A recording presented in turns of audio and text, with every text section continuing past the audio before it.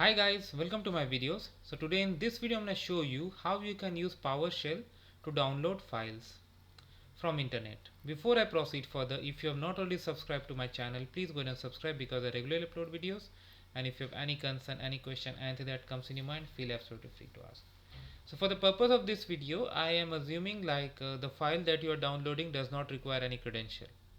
So the very first thing is to create a web client. You can see that I have created a client, new object system .web client. Then I have gone for the function download file. So the first parameter is the file that you are going to download, full URL.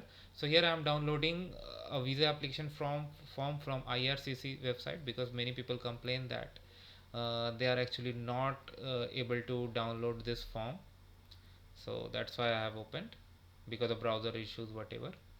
And then you need to point it to a location in your uh, environment where you would like to save this file. So you can see now here there is no file, and now I'm going to run these commands once again. Okay.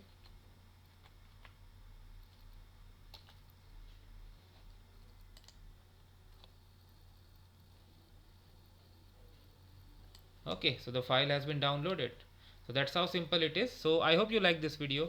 Make sure to give it a like and comment, and if you have any concern, any question, anything that comes in your mind, feel absolutely free to ask. Thank you guys.